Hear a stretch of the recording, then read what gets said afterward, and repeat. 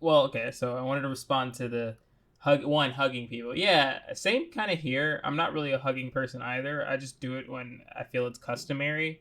So Hmm. yeah, I'm not really that against it. I've gotten a lot better. I know that when I was younger, I used to hate it a lot. I Same. like hugging people, but as I've gotten older, I have a lot of friends who are very touchy, Hmm. and so I just kind of got used to it. So now I can accept a hug pretty easily.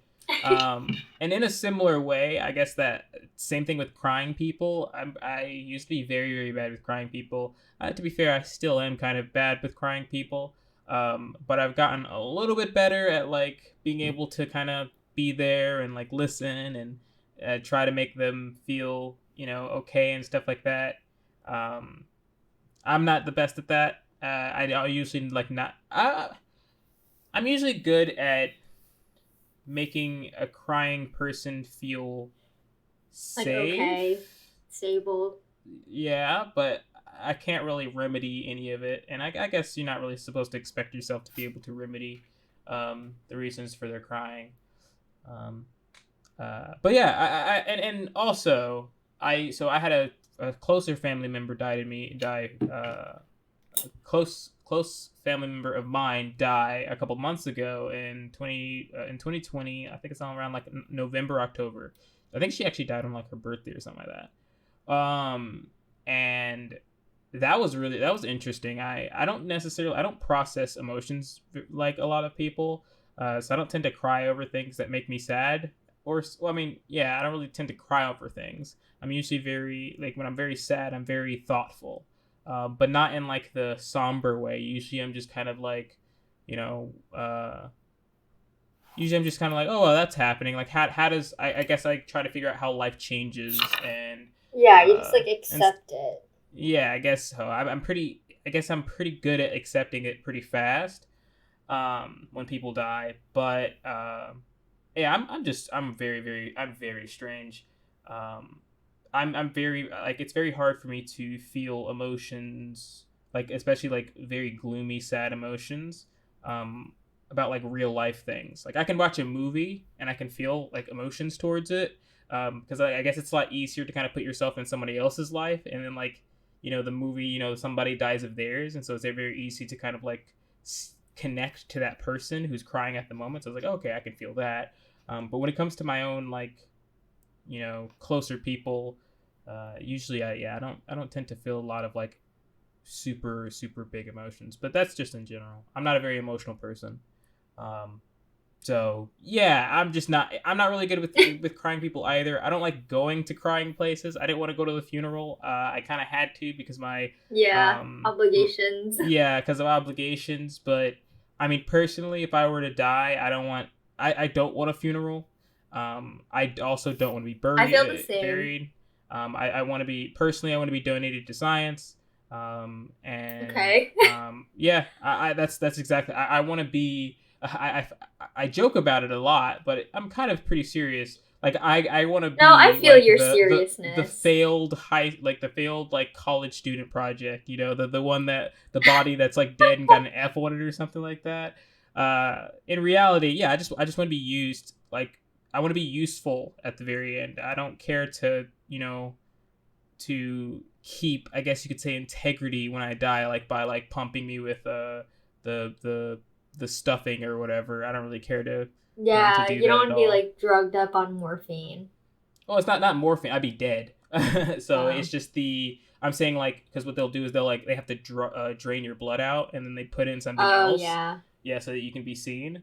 And I don't really want to do that. I feel like when I'm dead, I should be used and gone. I don't really care to look the same. I think that I'm already taking up more space than I already need to. Not in a very depressing way, just in we're humans, and so we kind of like tend to get bigger and bigger and want more and more and more and more. So yeah, when I die, I just want to be used, and especially if I could like if my dead body could like change something in the world, that'd be amazing.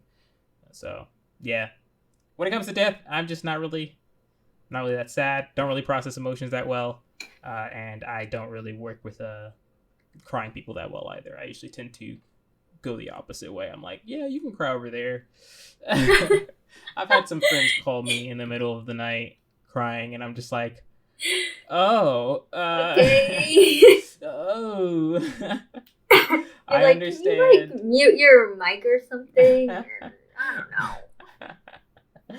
I never know what to say. I mean, yeah, but Same. you're not really supposed to say anything, but it's very strange. But I would encourage any of my friends who would like to call me, sad and stuff like that, to call me when they're sad, because although I'm not the best at it, I'd always be there for someone and a friend who needs help, even if it might make me slightly uncomfortable. I would still I'd rather be uncomfortable in helping my friend rather than them not getting the help they want or need, not helping just because them. just because they're afraid that I'm going to be slightly inconvenienced. I'm slightly inconvenienced every day. So any friends that are listening to this, if you ever feel like have a bad day, don't hesitate to come to me, because I do like to help. So anyway, so yeah, that's my response there. My week has been, I love how it went from to death, sadness to, okay, so then my week. I know, right? My week has been pretty good. I've had a lot of work this week. I got a lot of work done this week, actually. I'm almost finished with a contract for the business that I'm running. And I have one more contract after that. And right after do that, I'm going to dissolve that entire portion of the business, because I don't like contract work from people. I don't like other people telling me what projects to work on, because I have way too many projects in my head that I want to work on. So I'm going to dissolve the contracts after I finish my last two. And then and then there's just a bunch of different projects that I want to work on by myself, and then put them underneath the name of my business. So luckily I'm getting closer and closer to that. Mm-hmm. For your business, do you have a LLC open for it? I do. Awesome. Yeah, I like that. Yeah. Look at you go. Yeah, right. I've had it for about a year now. Nice. We make, I mean, not we, I guess I make a good and okay amount of money, but again, I don't really like contract work, so I'd rather work on my own stuff and get the money later. But the contract work isn't going to be finished for another month and a half, maybe at least. So I still have a ways to go. I do have a pausing point that I can do around right now. And that's what I'm planning on doing, because I have another project that I need to finish that has nothing to do with the business. So yeah, I got super busy this week, but in the end, I got a lot of stuff done. And so that's really, really good. I like that. Good. Well, I'm glad you could cross things off of your list. That's good. Yeah, exactly. Right now I'm still kind of stressed. I only get stressed when I have projects that I need to work on, that I feel like I have a deadline coming up with. And usually the deadline is self-created in my brain. I'm like, oh, I should finish this today. Yeah. So yeah, usually I have that itch, oh, I need to work on something. But yeah, I'm happy that I actually got a lot of work done today at work, my actual job. I have a project that I'm so confused about, and it's so boring. It's a database project, and it's just so dumb, and I have to work late tonight so that I can see if I can make any progress in that. If I make any progress, if I make good progress tonight, then I think that I'm going to be very free for the next week. That'd help me a lot, but I doubt that, because it's so strange. I have no fucking clue what to do. Can I just say one thing? What's up? I reflect back on when we recorded that episode about mental health, check it out in our YouTube channel, but how you literally have 3 fucking big ass computer screens, and they're just over on the wall, right? Mm-hmm. And then you just have this massive TV. I just I feel like I'm still processing that. How you just have those screens just in your face all day, every day. And you sit in that little chair, and how you have a fucking bong in your bathroom, which was very strange. But I feel that also too. I feel like it would really help you to just write out the personal projects you want to get done, just out on paper, instead of having them mentally in your head, because I feel like things get so lost in our brain, especially like things we want to get done. So just writing them out would probably be a little helpful. Yeah. I don't know, just a suggestion. And maybe ask like whoever your boss is, or the project manager, or the scrum master, I don't know, for whatever you're working on. Like maybe just be like, hey, like, what the hell am I doing? Like, for how do you know the word scrum master? Yeah, you like that? I learned that this week. I'm taking a course on Google, or it's through Google, but through something called Coursera. I don't know. About project management, and it's actually very interesting. So. Oh, okay. Yeah. Well, yeah, we have a Scrum Master because we use the Agile principle Scrum. Really? Yes. I feel like a lot of businesses use that. It's very flexible. Yeah. It's nice. It's very novel right now. Yeah.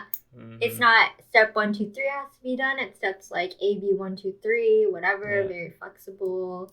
I like that Agile too. I like the over the waterfall. So yeah, I think you should definitely ask your Scrum Master for more like if you work on it tonight. I personally wouldn't. I'd probably just shoot them an email, and then hopefully they get back to you by tomorrow and just be like, hey, like, I'm kind of lost. Like, what is it that needs to be done on my end? Do you have any more tips? It's so I know, like, I know what I need to do. But it's a problem that I need to solve. I don't know how to solve it. So that's kind of my job, is to problem solve, is to figure it out. And this one I think is very unique, in that, like, I don't think there's any specific person that can be able to answer my question. I think I just have to only you can answer it myself. Yeah. But once I do, there is one answer. I'm luckily only looking for one answer. And once I find that one answer and it works, then I should be pretty comfortable for the rest of like the night and the next day. Good. But if I don't find that answer, then I'm going to feel very not happy. I need to ask you too about your job. Like, I'm very like, okay, so what is your official job title at your company? I'm a software engineer. Okay. Technically, I'm considered a junior software engineer. Yeah. So, okay, you said like you have to problem solve. So like, what are you problem solving? Like, I'm just so curious about your job. Like, I don't want to get too much into it, but the basic give me a general brief. Oh yeah, so when you're developing any form of, like, app or software, what happens is, and you've learned in your project management course that in the way that the Scrum method does it, is that every single big problem needs to get separated into smaller problems, and those smaller problems will be separated into subcategories and their own tasks for you to work on. And so those tasks, of course, they present themselves with more problems, and that's the idea, is that somebody has to take that task and attend to all the problems that it creates or that it has. And a lot of the times it's very straightforward, where it's like, oh yeah, just download this and get this hooked up with the software. And it's like, okay, cool, that's pretty straightforward. But at other times, there are times where you're writing code and you're like, okay, I need to send this data over to person B. I'm person A, and I need to send this data over to person B. But person B doesn't have any connectors or anything for me to directly send it to them. So in what way, how am I going to send it to him without being able to directly send it to him? So I have to figure out the problem. I have to find that problem, then I have to figure out the solution to that problem. I have to say, okay, let me find every single route that we have, and maybe what I can do is I'll say, oh wait, this person has a laptop and I have a phone, so maybe I can send an email or something to his laptop so that he can get it in his laptop, and there we go. Now I just solved a problem. I know how to get data A to person B without directly giving it to him. And cool. So it's a mixture of like those types of problems and just problems where it's just very simple, like figuring out what software does. Sometimes we're just like downloading software because we want to use it with our own in-house software, and so to use it, hand in hand with one of our own pieces of software, we have to figure out how to use it. And so a lot of times it's very confusing, and you're just like, okay, there's no documentation on this. I just don't Uh-huh. know. Yeah. Yeah. So Starting from like square one in a way. yeah, exactly. And that's all programming is really. I think that's what I think the difference is with people. Um, when like a lot of people they like go into programming and they're like, oh yeah, like you have to learn you have to be good at math, you have to be good at blah blah blah blah. But the real thing that I think that you have to have when you're a software developer is a love of problem solving. Because as Yeah. much as you love math, as much as you can you know science and all this other stuff, the problem with programming is that you're constantly being presented with problem after problem after problem. And if you're one to get very frustrated with when constant problems arise themselves, then you're going to start steering away from, programming, because that's all it is. It's just these problems that can take you hours to days to weeks to months. And you just have to stick with it and feel happy that you're And doing it, or solve feel it. very, and Yeah. solve it. And feel, and feel good while solving it, because of course you don't want to feel bad while solving it. I love problem solving. I love figuring out every single possible way to do something. I love to optimize everything, whether it's programming or it's my life. I try in every way to optimize everything. So if I'm like eating a burger and I'm like, oh wait, I can eat this burger faster by doing XYZ, I would Oh probably do God. XYZ. Yeah, that my brain is always going and figuring Now I out know like too much optimal about ways to do your things. brain. Yeah, I'm very That is so thoughtful. cool though. Mm-hmm. I like that. But other than that, finally, I went to, like, so last week, because I had all that work, I had to go to piano class, and Okay. I did not practice at all. I practiced like the main stuff. So when I went there, like there was like it wasn't like, oh, So you you did just the the bare same thing as you minimum. left. Yeah, I basically did the bare minimum because I had other work to do. But I went to class, and it was actually a lot easier. It seemed like he kind of expected that. Not He didn't expect like nothing. He just expected, okay, yeah, like there's gonna be some weeks that you're not fully into it or something like that, and we don't expect that. I'm like, okay, cool, I understand that. I knew that I had, like, in a way, failed myself, but not in a depressing way, just like taking my lumps way. Like, yeah, I need to do better at practicing and making sure that I'm not wasting this money that I'm paying by not practicing and stuff like that. And it went really well. I learned the first part of Dearly Beloved is a Kingdom Hearts song by Utada Hikaru. Um, and it's a beautiful song. And I want to learn the entirety of it. And it's a video game song. And my tutor is like, learn that song. Like, Nice. he's teaching me through that song because I'm interested in it. And so it makes me want to learn it more because I like the song. So, I'm kind of forced Mm. to, Yeah. Follow learn that through. stuff. And Would yeah, I'm learning a you lot. ever, let's Mm-hmm. say you get married in like, I don't know, 2 years, 3 years.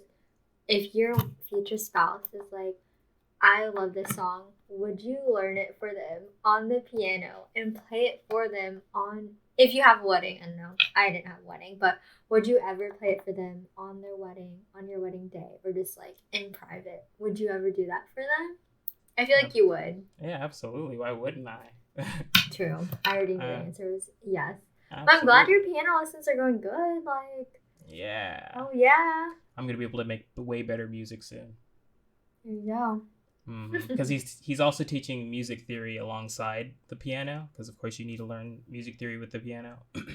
And so I'm learning a lot of like techniques that I wouldn't have known before, just about like music and the way that hmm the works the notes work in tandem with each other. So that's really cool. I'm enjoying it. I'm having a good time. Good. I'm glad you're liking it. That's like Mm-hmm. what hobbies should be about. Like, you enjoying Exactly. them, liking them, having fun, learning something new Mm-hmm. that you would not have known if you didn't do it. So I'm glad. Exactly. So yeah, that was my week. Good. I'm happy for you, man. Like, sounds fun. I just keep thinking back on time, like how, like, also, oh my God. Okay, so when I left your apartment Mm-hmm. and I was driving with my fucking glasses because I forgot my contacts, the whole time I was driving. So I went on like the highway, obviously, and I swear I should not. One, I already hate driving at night because my night vision. I drive like a 90-year-old grandma. Uh-huh. But two, I was wearing my glasses, and three, I forgot my contacts. But like the whole time I was driving, it had me go on the highway, and I thought for some reason I was driving downhill the whole time because the lights on the highway floor were like freaking me out. And then it made me get off the highway onto like a back road. Alex, at one point when I got towards my mom, I thought somebody was going to hit me because the lights were so bright in my face. It was like 60, and I slowed down to 40 because I was like, I'm just going to accept my fate. Someone's going to kill me right now. And it is what it is. And they weren't. It was just the other lane. And they were just driving on the right side. And I was just like, I'm blind as shit at night. So, yeah, I know I can never drive at night because it just freaks me out and I have terrible night vision. So that was very fun. And I also, too, just to come back, like, I just reflect on how it's crazy how on Friday, like, this week, but, like, a whole week ago, I was, like, recording an episode with you in person in, like, Orlando. Or, like, this Sunday last week, I was, like, with my mom and sister. And it, like, kind of makes me sad. Like, time goes by like so fast. It's insane, and I will never get that time back again because we're all just slowly going to our death. So true. It's kind of crazy, but yeah, that was just my final thought. That's what makes the memories so special. It's because although you're not getting that time back, but you can always remember it. That is true. I'll remember seeing your cat Reggie and your weird small laptop that has amazing capabilities of recording a podcast, video. It weighs like hanging out with you. Did you have fun? I really hope you had fun. Yeah, I had fun. It was so cool to see you in person. Like, I haven't seen you in like a few years, so it was fun to podcast in person as the sun slowly went down because we forgot like Earth is a thing and the sun will go out. Completely that we had to worry about like timing. It just completely slipped my mind. It's hilarious. As you guys will see in the video, the lights slowly get darker and darker. I also loved seeing your ADHD in person because it really like honed in the fact that you do have ADHD, because you'd be talking about one thing and then weirdly move on to another thing, but then forget about the one thing you had to do. And I don't want to be like that kind of mean friend, but I just wanted to be like, Alex, you're supposed to do this. Why are you doing this now? Why are we talking about this? It's okay to sit in silence. Like, it's okay. I can do that with you. It's okay. I always say, please let me know. Like, I'm very, the reason why. So something that I found out growing up is that, so one, when I was in freshman year of high school, I was so socially awkward, like extremely socially awkward. And what I learned was, as I grow up, you can kind of skirt the social awkwardness away by being a little bit more vocal and inviting. And so like by being more vocal and inviting, not only am I like being able to make conversation, so it's not very boring, but by being very vocal and being very expressive, so I'm very truthful about myself. So I'll say, I don't know if it's okay if I'm talking right now because I don't want silence, like, as I feel like people don't want silence. And so like I like to express that so that if somebody's like, oh no, I'm okay with silence, then I can say, okay, cool, then that means that I can kind of calm it down a little bit. And that's what I ended up doing. So feel free, I always say this, and you're gonna have to trust me, but feel free to just like point it out, just like, hey dude, we can sit in silence. It's like, oh, okay, my bad, all right, cool. Because I would very much show I respect that. I respect people who like let you know, like, hey, chill. It's like, okay, cool.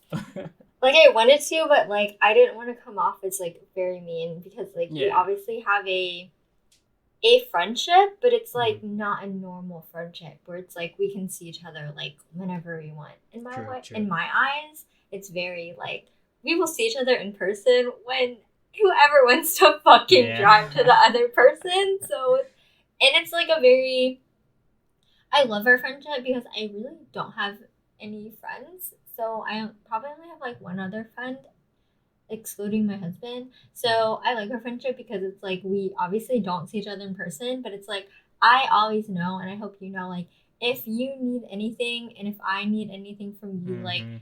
we are only just one phone call away. And I Absolutely. would hope you know too, like if you are crying, I don't know, I will definitely answer your call. Or if you're like me, I'm done an espresso, iced coffee, like yes, I will answer your call and listen and hopefully give you some advice from the best of my abilities. I don't know. But yeah, that's what I Mm. love about our friendship. And Yeah.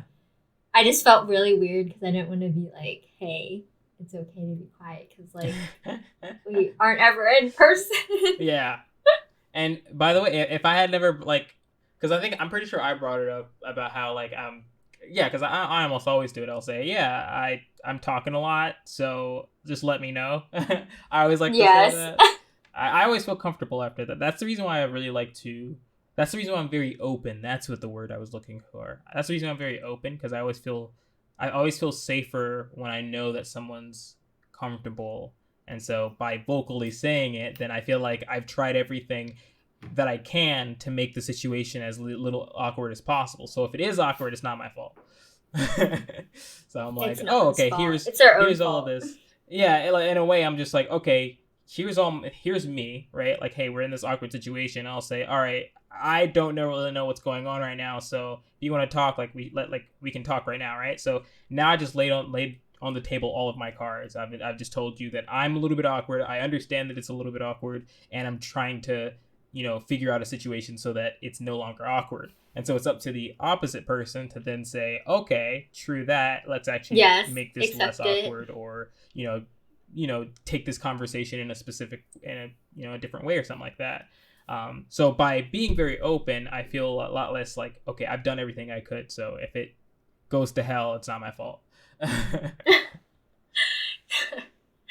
respect it, Mm. it is what we gotta do. So I guess with that, should we move on to our topic of the week? Sure, yeah. You want to do some Do you have news any really quick? thoughts? So there are news. So there's Dogecoin news really quick. Okay, what is it? Technically, we can have a segue for it. Okay, so the Dogecoin news is that one, of course, we know Elon recently went on SNL. And Yes. then the coin dumped as expected. It went from 74 cents to around It like, dropped hard. yeah, it went to 74 to like around 40 something. It was about the same, the place that I said it was going to drop to. Um, and then it kind of stabilized, I think, around like 40 for like a day or two. And then some like uh, Elon, I'm pretty sure there was some events after that, but I forgot. But then Elon recently, in the past like couple of days, he said that Tesla is no longer taking Bitcoin Yes. as their cryptocurrency to buy a Tesla And right that dropped now. Bitcoin.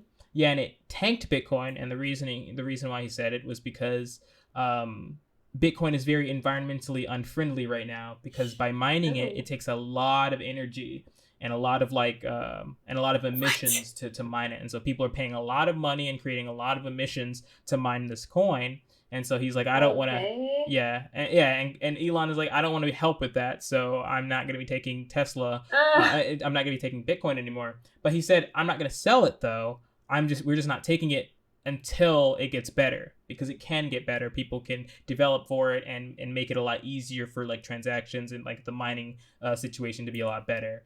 And then he said at the very end of that tweet that he was looking for more environmentally friendly coins. And that's Doge. Doge is environmentally friendly. It's very easy to mine I Doge.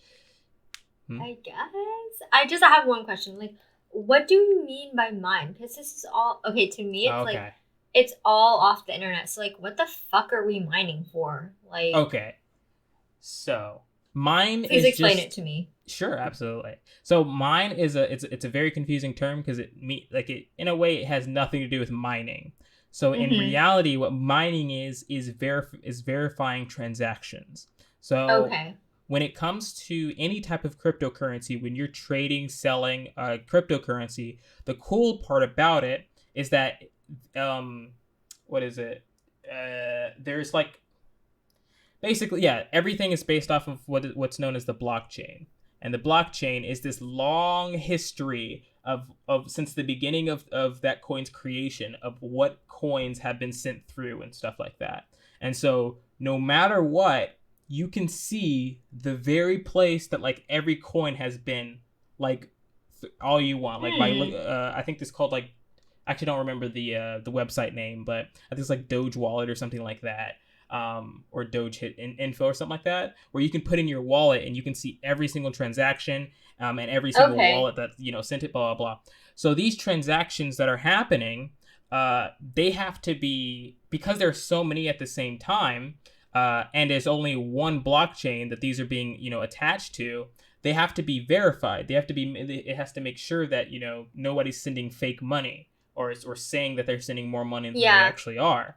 And so what happens is, there's a bunch of computers, to everyone who mines, there's a bunch of computers that are constantly checking the blockchain and waiting for somebody to ask for a transaction, to say, hey, I want to send this money to Kelsey, let's say. And so what the computers will do is they will look at that transaction and they will say, okay, does this make sense? Does this transaction, does this person actually have that money? Do we have this? Can we do this? Do they, you know, is this a proper wallet? Blah, blah, blah. Yeah, it's like verification. There's also some magic mumbo jumbo that literally is considered, like, they call it like magic mumbo jumbo. It's just an algorithm that has to like do some crazy shit, and it helps the verification. And so every single computer that's on the network tries to grab some transactions to verify. And what happens is there can only be one. So because there is only one transaction, only one verification can matter. So every computer is racing to verify that transaction. And so the first computer to finally verify that transaction, what happens is that computer can now insert it onto the blockchain. They put it into a block and they insert it onto the blockchain. Now, when that happens, they get a payout. They get more a Doge, let's say, or more crypto for validating transactions. And so they call it mining, because you're basically, you know, verified transaction, I get money for that. Verified transaction, I get money for that. Verified transaction, I get money for that. Yeah, it's like a whole this verification process. Yeah, it's just a verification project. I also mine Doge. So I have a server in my room. Oh, I don't think we never talked. Did we ever talk about my server? I don't remember. I don't think we have, but we will talk about that later. Yeah, one day. Yeah. Server. I just have a server in my room and it's mining Doge. And so basically all it's doing is just looking for the next transaction and trying to solve it as fast as possible so that it can get some more Doge for solving it. And that's all mining is. It's just a bunch of computers doing that all at the same exact time. So for Bitcoin, that process is a lot more rigorous. They each use different algorithms that are more, work heavy, more intense. And Bitcoin has a really intense algorithm, so it takes a lot of energy for it to do. Especially as many people are doing it, and as many people who are doing it. You also have, that the better computer that you have, the more likely you are to be able to mine a coin, because your computer is a lot faster. There's a lot of, stuff behind it, but the very, very, very basics of it is just, you're just verifying a transaction and getting paid for that. Yeah. Mm-hmm. Making sure it's legit enough to. Yeah, it's those miners who make the crypto possible.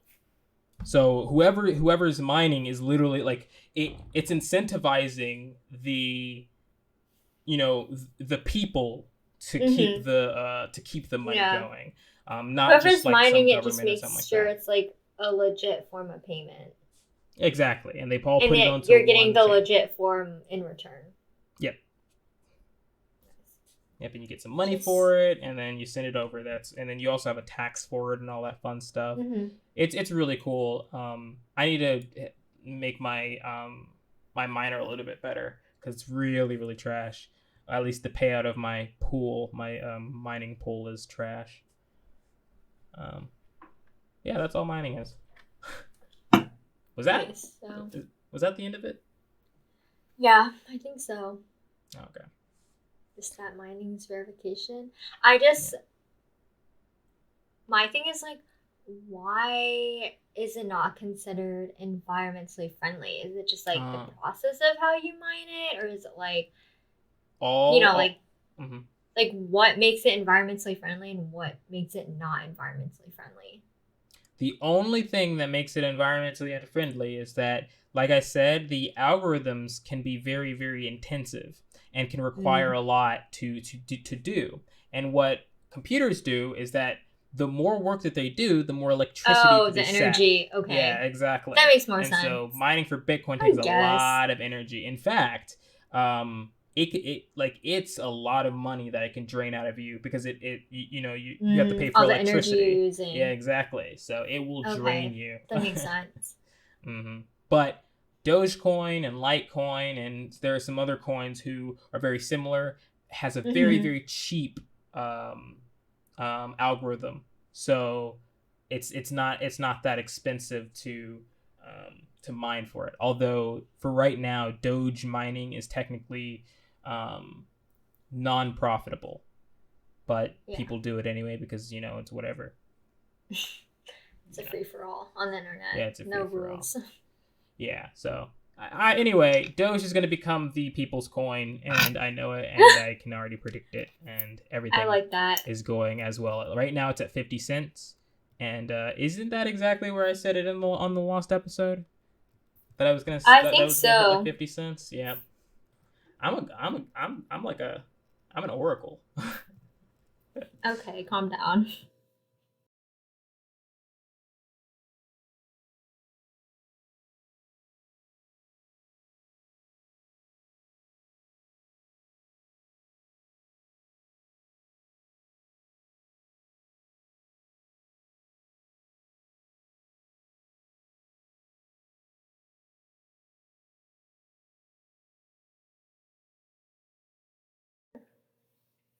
Our topic of the day is porn.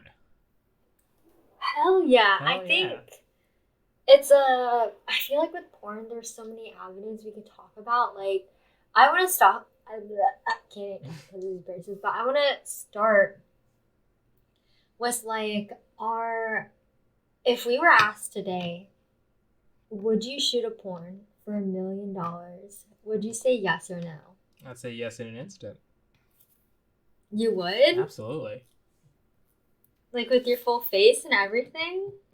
Wait, by shooting porn, as like, am I shooting it, or am I being shot? No, you're the main character. Oh, okay. I'd still say yeah, but it's $1 million. I mean, I that's a lot of fucking money. That is true. Yeah, so I think no doubt I would absolutely do it. I mean, it's their fault if that.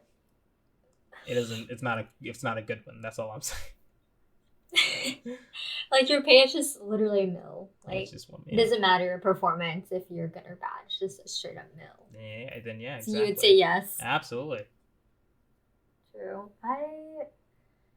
I would say yes, but I would have hesitations. Like, I don't feel like really comfortable in my body, especially like if you were filming it and I am like a woman and you'd be like the male. So I would probably though just say yes because it is a fucking $1 million. Isn't that so fucked up? Like, we both are saying yes because it's $1 million. Yeah. I mean, because of money. To be fair, I mean, yeah. I mean, I don't think. Yeah, I guess it is weird. I was gonna say something. We're saying yes because of the money. Yeah, true that. I like the money. I guess it's true though. It'd be a very interesting. To be fair, if I had the choice to not put my face in it, but to like still kind of have my body in it, like a lot of times it does. I would do it for a lower amount for sure. I think it'd be a very interesting situation. Absolutely. If it didn't show my mouth, no less than $1 million, bitch. Nah, I just think it's a very interesting. I don't think there's anything wrong with it, especially if you if it doesn't show your face. I don't think there's anything wrong with it. I think it's just a different thing to try, and I like to try new things. Maybe that's a category. No face porn. Well, no, so to be fair, in most straight porn, the guys' faces are not like not there all the time. Usually, you tend to see That's the true. They female. only focus on like the breast Yeah. or like the penis or like the vagina or the Yeah. anal. And the female's face. They do a lot of female That is faces. true. Yeah. Fuck the male. It's all about the female. That's what it seems like. Yeah. There are some like famous males that are that exist in like porn and stuff like that, but I don't know them by heart. It's mostly females, I guess, right? Yeah. Probably. I mean, to be fair, it could be like it's just a different. I don't know if I should say. I don't know if culture is the proper word, but there could be like people who like gay porn. You know, they might actually have like a lot of different like subsets. Yeah. Of porn. So it might not be just a bunch of like girls and stuff like that. There might be some like very famous guys, but I don't look at guys when I'm looking at porn. True. That's funny. Well, they're different. People like different things sexually. So like, yeah, gay porn, lesbian porn, straight porn, probably some other different kinks. There's lots like of kinks. Yeah. Yeah, different kinks. So I think it's porn's very interesting. Like we said in our like last episode, I think our last one, but how we would both be the like creative directors for porn. Like I would so be down for that. Like I just, cast people, be like, hey, this is the weird creativity I want to do. Because like honestly, like sex sells. Like especially now through social media and like Instagram, TikTok. Like everything now is so just in your face. You cannot get away with it. And it's especially on Instagram, it's like subtle porn photos. Like even if it's just in like a woman in a bikini top, like if she's wearing a smaller bikini, it's like low key like soft porn if you think about it. That's exactly what it is, softcore porn, yeah. I mean, what defines softcore porn versus like regular like modeling? Like what's the differences between the two? I'm really not too sure what that line draws now anymore, especially on like the internet. Like, okay, if you think about modeling, it'd be like, oh, I'm just posing, for, I don't know, like maybe an ad campaign. Like, yes, if I am in a bikini, but I feel like soft porn is like when the woman barely, and I have no problem with it, but it's just like when the woman is like barely covering like her nipples, because I feel like that's the only thing that gets censored. Maybe it's changed, but it's like the nipples are like the only thing covered, and you just see like okay, Kylie Jenner, she'll have posts of her like fucking full ass out, but like because she has like a bikini thong, like it's okay. So to me, it's like that's like low key like soft porn in a way. I think that's, and like I feel like they know that because like that's what gets the most likes, engagements, the most money.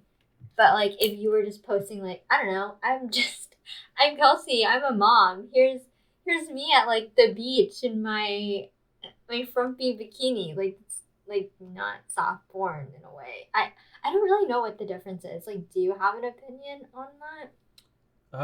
I don't know. I mean, I haven't really I've never like, at least recently, over the past couple of years, I've never really like looked at something that specifically was called softcore porn. So I'm not really I don't really know what it's supposed to look like.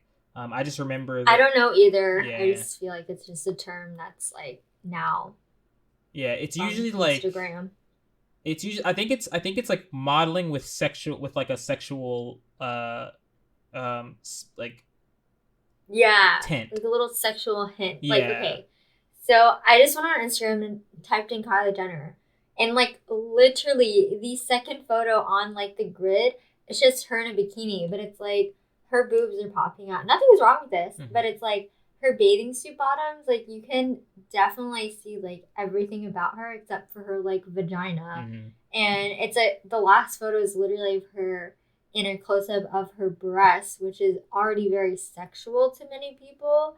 So like the fact that her third photo is like of her breasts popping out of her bathing suit, it's like, okay, to me, maybe I'm wrong, but to me that's like low-key just like soft porn, and also very like, as a woman looking at this, like I have no breasts, so it's like that makes me like very insecure. Like this is, I mean, I shouldn't care, but it's like in my own head, like this is a standard that we're now putting women at, and I don't know if you feel the same if you whenever you go on Instagram, but like even for men, how some men they'll use it too, like Instagram to promote like ideal self body image, but just now how it's more accessible and that probably does relate back to the porn that is more popular now than what it was like 5 years ago. Yeah. I think that like I mean, okay, so personally, I tend to. There's a bunch of stuff here. So one, Okay. I think a lot of people need to end up like figuring out that, and it's not as easy as it sounds. So let me preface it with that. But a lot of people need to understand that like somebody's probably attracted to you. Like there's a group of people that is attracted to you, and that's kind of what I had to learn. Was that like because I was very very like against my image and stuff like that. I was very very insecure a long time ago, and like I ended up going on Tinder and talking to a bunch of girls, and I realized that it doesn't seem like, especially for like other guys, it does not seem as though girls are as vain as we are. It seems like a lot of the times and this kind of sounds very cliche, but a lot of times it's really your personality that kind of shines through for a girl. That's like, okay, I like to always like compare it to like if you were at a bar. The only difference between you and the guy who looks super fucking attractive is the fact that the guy who looks super fucking attractive is probably going to catch your eye first. But if you both were talking to at the exact same time and you just had the better personality, I think that I think hands down like 99% of girls personality I would win. And hands down. And the thing is that guys don't understand this, and it's very hard to understand it. The only time that I understood is one by talking to a bunch of girls and like them being like maybe at first like, oh yeah, you know, and I'm not very attractive, and I understand that. Like I'm at least like average. I mean, at most like average. And so like they're like, oh yeah, you're not like conventionally like super fucking attractive or anything like that. And a lot of times it's like, oh, I thought you were just really cool at first. You know, your description looked really cool, so I was like, oh, this guy's cool. And so they talk to me, and then they're like, oh, okay, now I'm okay with fucking. It's like, see, now I see. Like it's a lot of personality. So it's that too. And then I always say this: find out what guys your like real guys that your female friends think are attractive, because I've seen a lot of the guys that my friends think are attractive, and I'm like, that guy is ugly as hell. And then they're like, oh, but there's some charm to him. And I'm like, that motherfucker. Where's the charm? Looks ugly as fuck. And it's just like, no, I think they're... You tell them, Alex. Yeah, and then like... bring him down. I mean, I don't tell the guys directly, but I'm just like, this person is not very attractive. Oh, no, you tell the friends. Yeah, I tell... Like, I'm just like, yeah, this guy isn't very attractive. And the idea is that, like, it's not... It seems as though females don't tend to look at attractiveness like we do. It seems like there's a lot more to it than just... I know a guy is just like, oh no, she's attractive, would smash. And that's just basically it. Yeah, I find that very interesting. Again, it took me a while to learn about it, and then when I learned about it, it gave me a lot more it gave me a lot more self-esteem. And so now, like, when I look at like different Instagram posts where there's guys like flexing and shit like that, I'm like, that guy's hot as shit. It's just not me. And he probably has no personality. Yeah, I don't. But not even that. I don't even want to talk the guy down. I'm just gonna say he's not me, right? Like, he and I can probably and maybe pull the same type of person, especially if we have the same type of personality. I don't really feel, scared of that guy that he's going to take my people, because I love my personality. I know that it's if I wanted to. You do have a very good personality, but the small time we spent together in person, I was like, I could murder this guy in like 5 seconds. But you do have a very good personality. Murder from anger or murder from openness? I think murder from just after doing these episodes, like knowing who you are more in depth than like when we first met. Mm-hmm. But then actually seeing you in person and really seeing your ADHD come to like life and fruition and connecting it all, I was like, I could straight up murder this guy because like my brain is very like, I'm more like the waterfall and you're more agile, but I'm trying to be like waterfall bitch. Like you said 6:30, it's now like fucking 7 o'clock. Like we're 30 minutes behind. Get it together. True. But yeah. Yeah, ADHD. Yeah, I know. Again, I'm very, very adamant on telling people that like I'm very good at morphing to where I need to be. So, but you just have to tell me where I need to be. I know, but I didn't feel comfortable telling you because it would be fucking it'll rude. Be better in the future, but it will. But all I'm saying is I'm not boring. Exactly, like you have the conversation going. You wanted to just talk to me when I was like, dude, just like I need to like sit in silence for 30 minutes. Yeah. But no, like yeah, you're I feel like people forget to now in a day of like where there's so much social media and so many just images, like if your personalities do not click, like you will not have a good relationship. Like, and I understand like growing pains because like even now with my husband, like we've been married for almost 4 years. It's like I've changed, he's changed in a way, but like our personalities just always click together. Like, so it just works. So I don't know what I'm trying to get at. Just basically like, don't set your standards to whatever the internet is showing you because you may think you want that certain image, but then when you get to know that person, you may be overlooking the real person that's meant for you because the person you think that you want, their personality is not at all what you want, what you desire. You guys don't click. You may be physically attracted, but physically, everyone changes.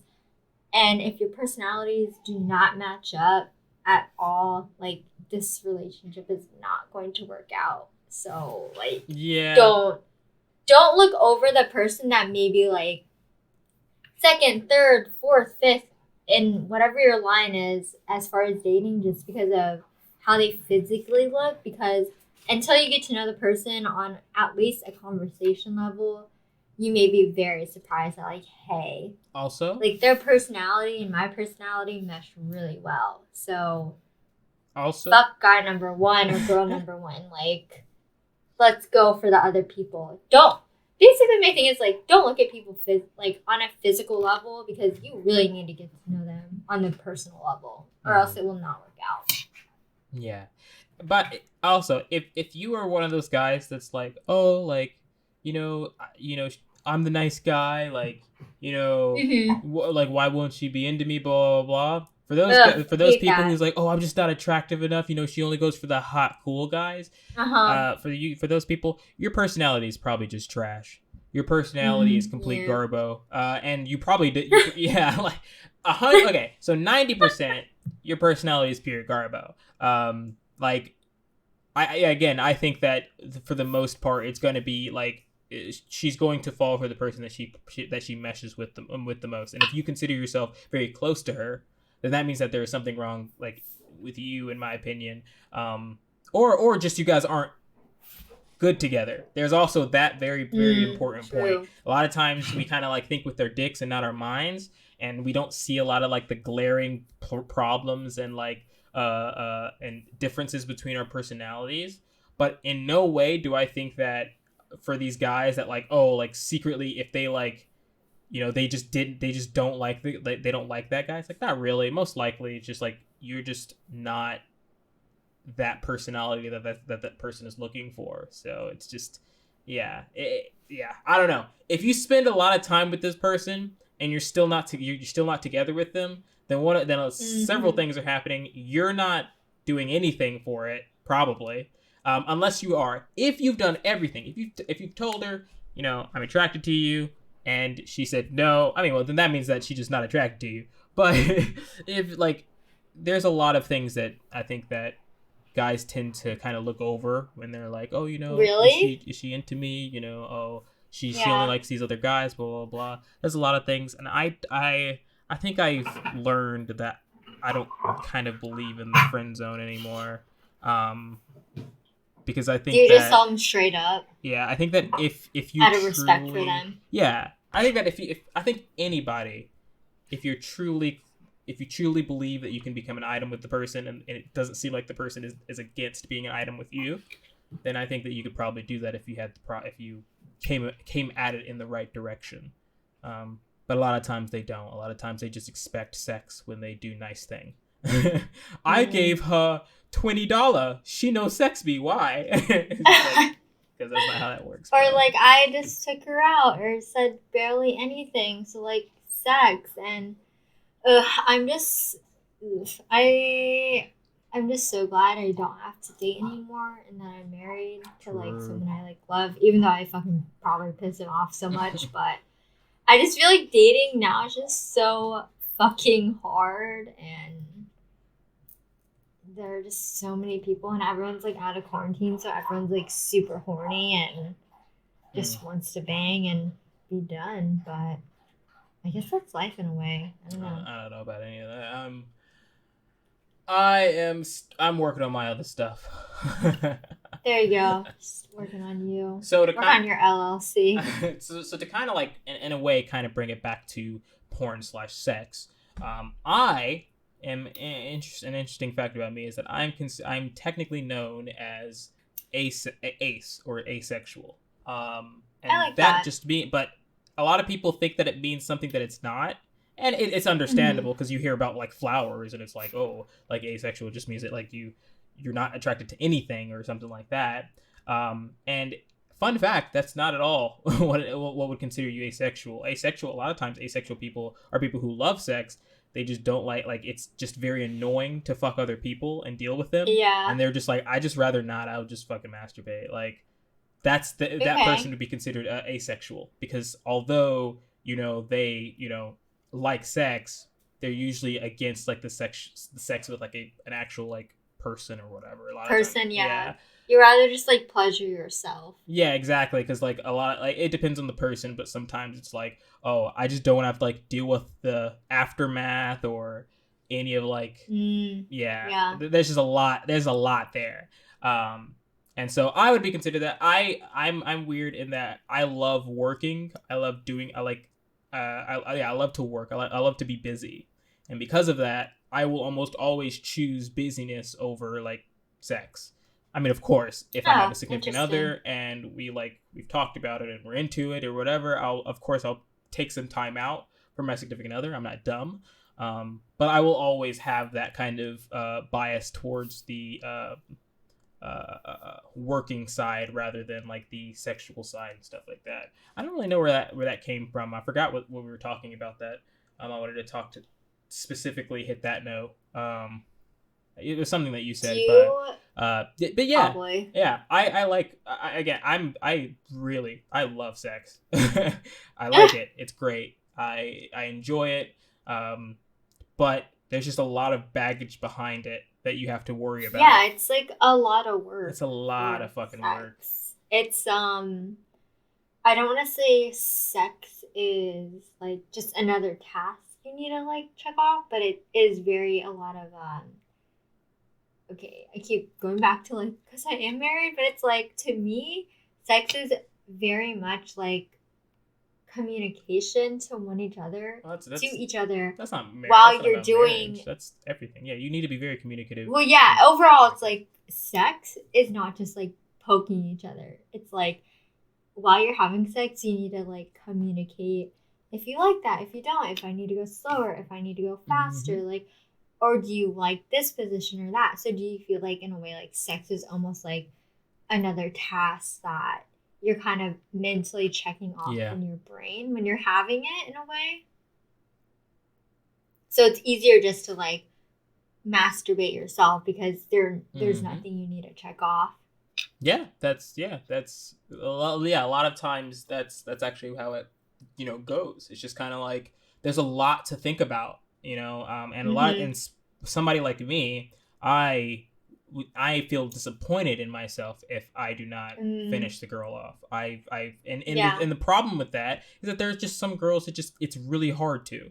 It's like a lot of times that's it's true. not the guy's fault. It's just that this person just takes a really long time, and you Mm-hmm. can't really expect a guy to last too long sometimes. And That's so so true. yeah, and so like, but at the same time in my head I'm like, all right, even though I know that this person, it might take this person longer or whatever, I'm not gonna get myself in But that you're like, situation because I know that I'm gonna feel like negative thoughts yeah. about it anyway, so I just rather not. um Mm. yeah, so yeah, that's asexuality. That's a thing, and it doesn't just mean that the person hates sex. Because hey, I for one love sex. I was thinking about it because we were talking about porn. Time to tie that back in. Um, and I was thinking about it, and I was like, I actually kind of like the idea of porn because I like sex, so it's a way to have sex with somebody and not really have to think about much. Because it's like, all right, I'm not gonna have to deal with this person afterwards. Of course, I do have to be communicative, which communication is very, very Yeah. important. But I think there's a lot of work inside of sex and also after sex. And so in like that entire conglomerate, that's what kind of fucks with me. It's like I'm like, okay, I have to deal with this person, during the sex. I have to figure out, like, make sure that everything's good, and then Make after sure it, they're comfortable, yeah, cool. exactly. And then after it, like, have to, like, figure out. There's just so much stuff afterwards. There's a lot of fun. There's the fun thing of, like, the like cuddling and fun and stuff like that. Like, there's a lot The of, yeah, the cuddling. cuddling, What? the afterwards cuddling that some people like and some people Oh don't. God. I mean, hey, if you don't like that, that's the interesting part, is that some people don't like that and some people do. So, That like, is so yeah, funny. especially it tends to be a girl thing that I hear. So I find that very strange. It seems like you're not very into it, but yeah, a lot of chicks like to be cuddled afterwards, where they're just like, all right, yeah, just and to be, yeah, they just like to be cuddled afterwards, and a lot of That guys don't is. like to do that and stuff like that. And there's conversation that might happen afterwards, and like, and Oh do they want God. you to leave immediately, or there's just a bunch of things after that. Where if you're shooting a porn, it's just like, all right, we're done. It's over. Yep. Like, Nice doing business move with you. on to Shake the next hands. shot. Yep. Move on to the next shot. I I think that is so funny that you bring that up. That like some girls like to cuddle after sex. Mm-hmm. Like I feel like I'm maybe saying too much about my marriage, but I really like whatever because like no one listens to this at this point. But it's like Do make sure when wait, we are, do make sure that you do hide enough to where you look back on yeah, it and but you're it's allowed to like enjoy it. I've never liked cuddling after sex. Like, is that a like? Yeah, Did that's a you thing. really? Did you really meet girls like before COVID? That when you guys really had sex after you're like hot, sweaty, like whatever, poking each other, like they were literally like, Alex, let's get our sweaty, nasty bodies and just cuddle on this sweaty bed. Yep. Like, no, that's Mm-hmm. something I would not do Mm-hmm. ever. Uh, Like, with my husband, post husband, like, I love him so much, but like, hell no. Like, we can barely sleep in the same bed if he's like not at like a body temp of like 60 mm. without cuddling because he's like, I'm too sweaty. Like, ew, Alex, that's a thing that you've done? Like, Yeah, a lot of people like. Again, I'm not a very yeah, big fan of being touchy, but hey, if my yeah, significant other likes it, then I will sometimes do it. And interesting. I'm not necessarily like super against it, but it's one of those things that, like, I know that I'm gonna have to deal with, like, that thought. Yeah, so So you're preparing yeah, yourself. so I have to mentally prepare myself for everything. Like, my brain, True. like, again, I love to solve problems, and so, like, I'm thinking about that shit before sex, in the middle of sex, Oh my after god. sex. Are you really? Yes, I'm always, like, calculating, like, over and over and over again, and it gets very, very tiring. And so because of that, I tend to opt in not to do it anyway, because I'm just like, all right, I just don't feel like having to figure out all this shit. I don't. I'm again, there's a lot of communication that you have to do. There's a lot of, like, thinking. There's a lot of, I don't know. I just can't go mindless because I care too much about if the other person is enjoying themselves. Wow. Like, yeah, I just can't.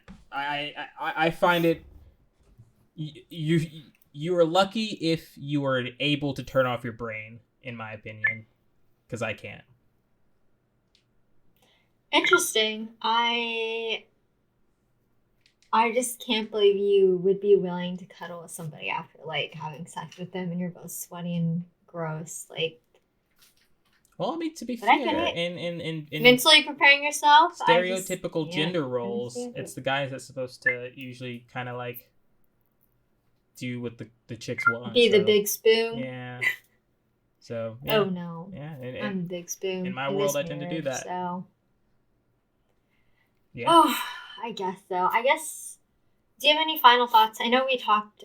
It was about porn, but like we weirdly got into like social media, body image, dating, sex, pre-sex cuddling. Mm. Do you have any final thoughts? If you want to like kind of bring this back into porn around town in a way, yeah, like just bring it back. Any thoughts? I think that I think that it's really. I think that I would not be against doing porn as long as my face isn't in it. 100%. Okay. Same. Yep. And I don't need to get paid $1 million. Is all I'm saying. I can get paid a good wage to do it. Okay. What's your good wage? Like 25,000, 15, 10 grand, 5K, 1,000.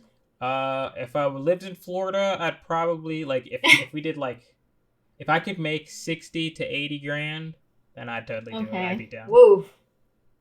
There you go. Yeah. I'd be living pretty comfortable. Would. I mean, that's more money than I make, so I'd be down for that too.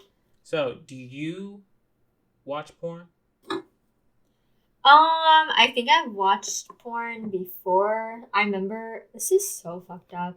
I remember in middle school when that like 2 girls 1 cup was a thing, and I watched that in like my news media class on like literally a computer screen at fucking school is when I watched that. Like, do you remember that era in time when it was like 2 girls 1 cup, aka poop? So. Yep. Yeah, I do remember that. Good but times. That's not what I'm thinking when I'm asking you about porn. Oh. No, I don't really think I don't watch porn. I watch porn. I think that's self-explanatory. Yeah. Absolutely. I personally actually really like it. I like the fact that people can. I was thinking about it like earlier, where I think it's a real like it's kind of a very important job, to be a porn star, to be a sex worker, because there are too many people who are I don't know if this sounds gross or not, but who are too backed up that needs to kind of like let themselves release. And if there was no porn, I feel like a lot of people would be like dead and murdered and stuff like that. Porn is a good releaser. Yeah, it's a really good releaser. Yeah, I think it's a good releaser. Yeah, I also think that like American culture needs to start to be more okay with sexual content. Needs to be more open with sexual content. I think so too. Yeah, I went to Japan. I think it's so hypocritical. Mm-hmm. Of like, I feel like I know what you're gonna say, because like America's so like we're free, but it's like when you talk about sex work, it's like what the hell, we're not. But I remember watching a documentary on Vice how in Japan they just have like boyfriends or girlfriends for rent, and like different shops that have girlfriends or boyfriends that you can like buy to just, even if you just want to talk with somebody. So it's like, why is America just so taboo when it comes to sex work, no matter what it is? Basically, I mean, I don't know if the girlfriend renting is true, is like really, really real. I know that you can rent a family for sure. Did you do that? No, I didn't do that. Damn it, Alex. There's a video about it. But yeah, exactly. Like they have like a big ass like like it's like the biggest adult sex shop like I don't know Yeah. if it's in the world or something like that, but it's a very big one. And it's like several floors high and shit like that. And like you see a bunch of people going in and out of it.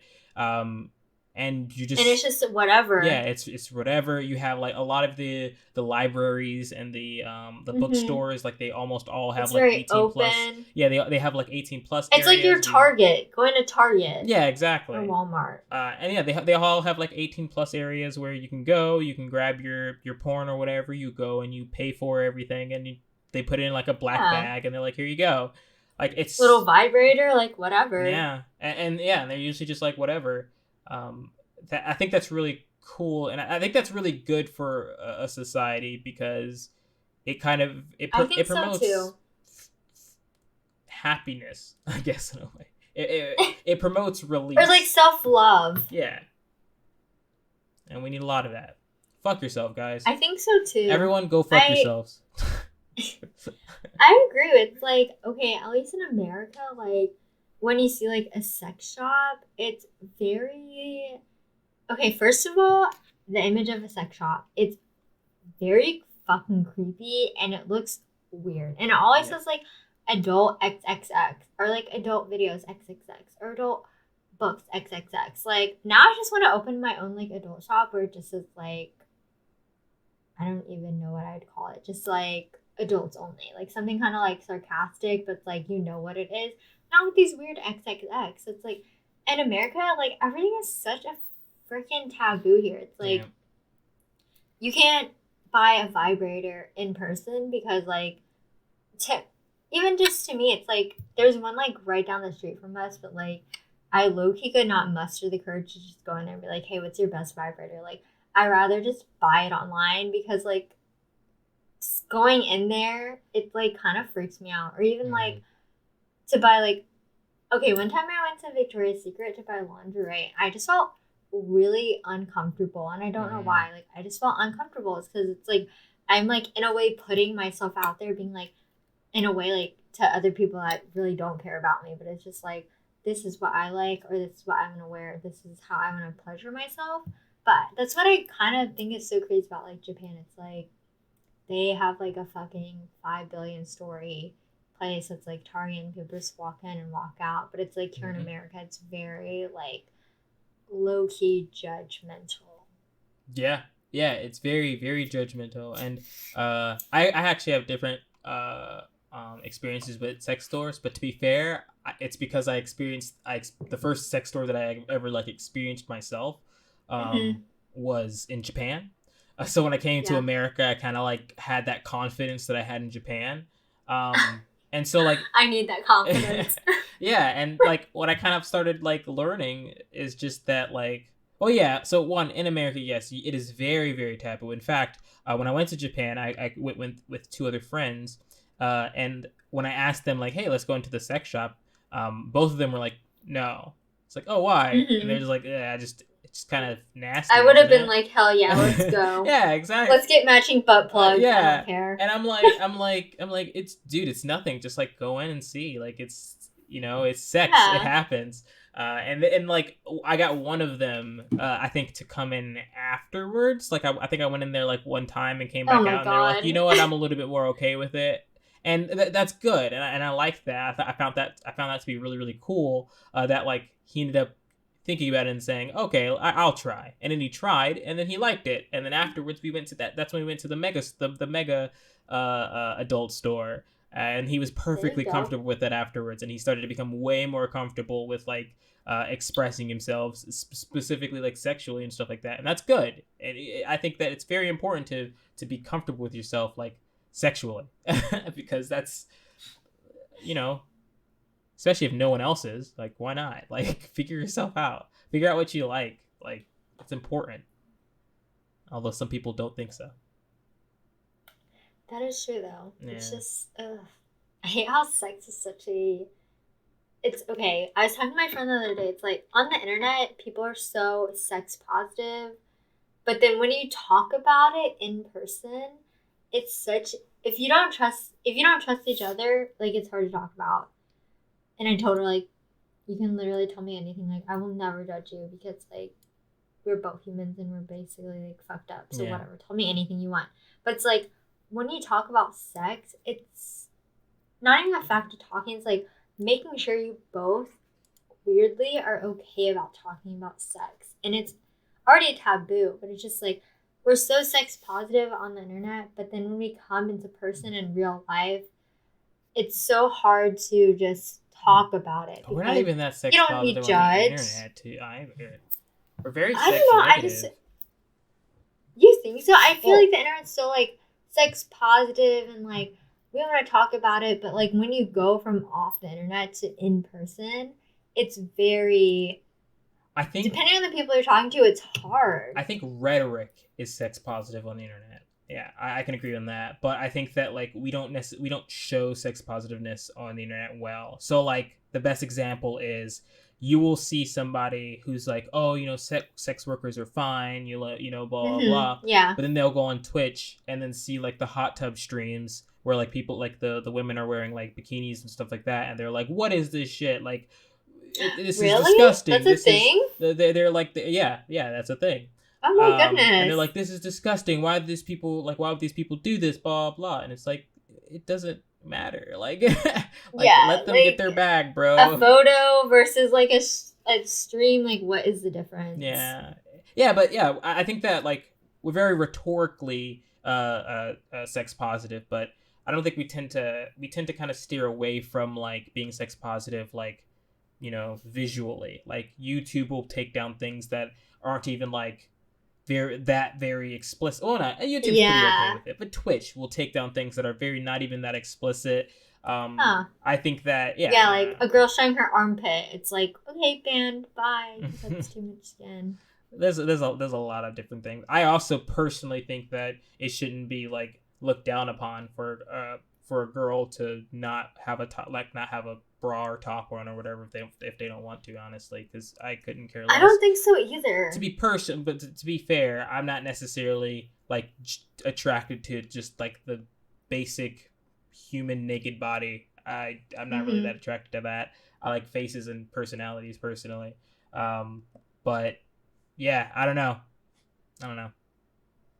It's just weird. Even like if you tie into like the mainstream media, I feel like movies, how like you can literally show a guy's like from the penis up, but like for women, depending on like whatever it is, like mainstream or not, it's like you can show everything except for her nipples, but like you can show guys' nipples. Like, what is the difference to me? Like, they're both nipples. Like, you're literally showing a woman's breasts, which to me are more like provocative, air quotes, than like just her nipples being in the frame. So like, what is the real difference? Like, hello. It's very interesting, because like it's solely because that people consider girls to be very attractive, I think that is very like very patriarchy type thing, where it's like the reason is because old white dudes, and it doesn't really matter about their race, but old dudes were like choosing that, right? Sexualizing women. Yeah, so they're sexualizing women, so they're like, oh, okay, like I don't want my wife going outside without her top on or whatever, but it's okay with me not having my top on, whatever, blah blah blah. And in reality, it's just like, isn't that the exact same thing? And you know that girls can find topless dudes attractive as well, but we still don't, you know, regulate it the same. So I think that's really dumb. I think so too.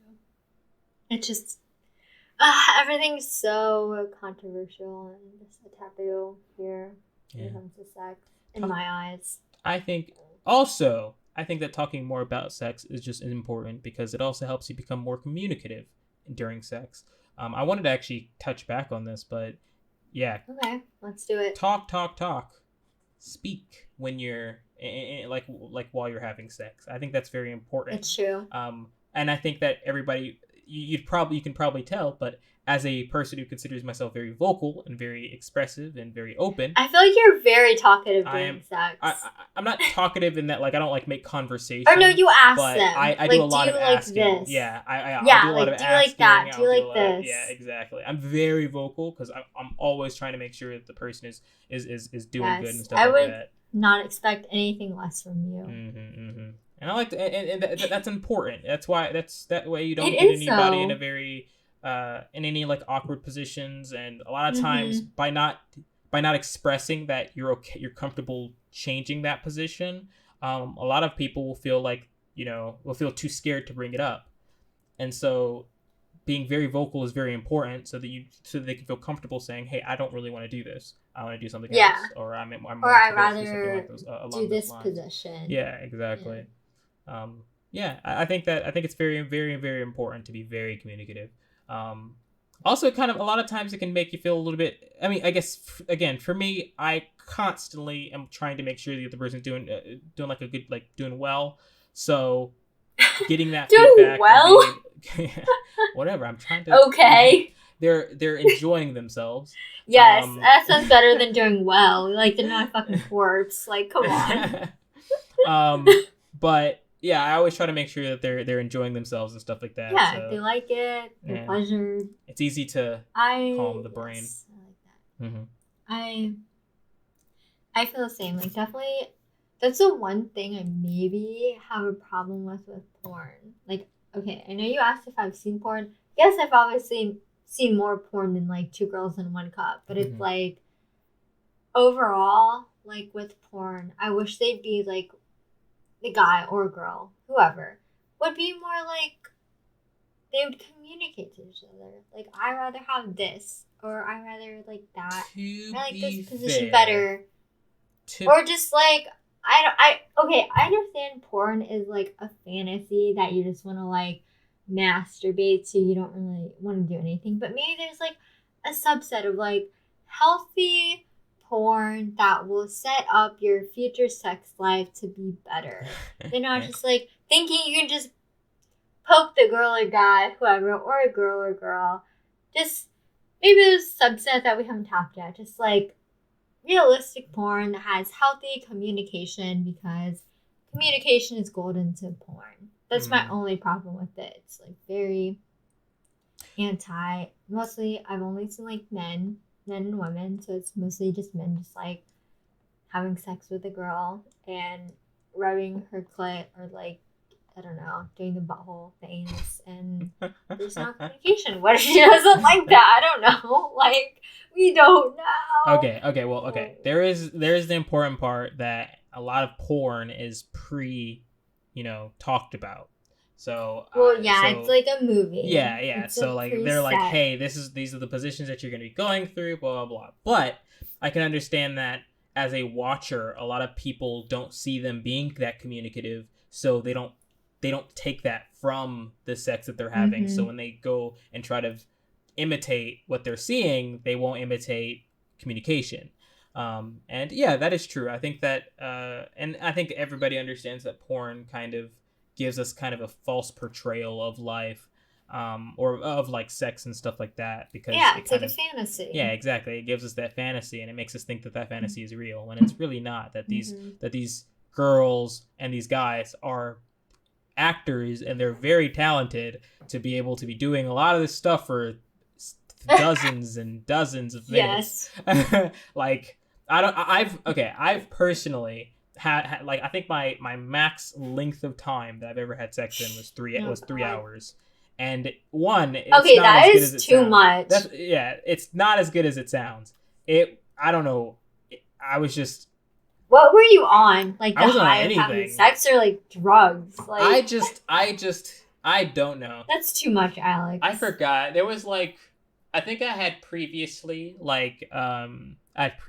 finished, and so we went another time, because like I was able to like rev myself up again, but because like I had previously finished, like it was just a little bit like harder to actually finish, so it was very easy to kind of like just enjoy myself making my significant other come. I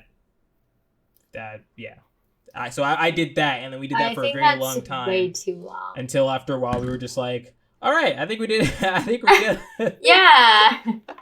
We've hit every notch and hole. Yeah, but I think we've tried every possible thing that we could today. We're sweating. We need some water. Ew, that's too much. Yeah. I think it was. I don't know if it's 3 or 1. It's a certain number of hours. I'm pretty sure it's above 1. I don't know. That just sounds like way too many. I could not do that like at all. I no. Yeah. Absolutely not. But I can't do that all the time. Is what I'm. That's what I was gonna come. Yes, this was like a special occasion. Yeah, that was a very special occasion. Weird... That was like the stars aligned. Yeah, your penis said like, "Hey, we're gonna last for like more than 5 minutes." Yeah. So, like, buckle up, buckaroo. Yeah, it's honestly, it's that's also a big thing, is that it's a lot of brain work for the guys, because a lot of times, again, especially me, I really like to make sure the other person is having a good time. I want the other person to finish, blah, blah, blah. So I have to force myself not to before that the person does, right? So what that means is that I'm constantly thinking about everything possible that's different from the sex that I'm having right now, just so that I can't finish, so that I can make sure that my partner is having a good time. That's a lot of work. That's why when you see these porn star guys who's able to like just fuck for like hours, like they are so talented. Go them. It's not easy. Like, you know, you have to give props where props is due, and that's where props is due is you're able to like stop yourself. It's really hard to. And you can tell when the guy in the porn is getting to his limit, because that's when they'll like stop, and they'll kind of like, you know, chill out and wait for him to breathe and stuff like that. It's so mentally taxing, and I don't know. I never thought about it like that. Mm-hmm. On the guy's perspective, so I appreciate that. a lot of like just kind of forcing yourself to not be aroused. So like in a way, you're constantly fluctuating between very aroused to like not aroused at all, and you're trying to keep it as stable as possible, so that you can again have a good time and you don't want to have a horrible time, so you're trying to get that good like distance in between. It's a balancing act. Yeah, really. And the problem is that just like a balancing act, it's sometimes sometimes you just can't like recover. Sometimes you just kind of push yourself over to the left a little bit, and then you just can't recover. So at those times you're just like, fuck, I just have to come right now. Like I can't. Like I have to. Yeah. I've exhausted everything. I just stop moving.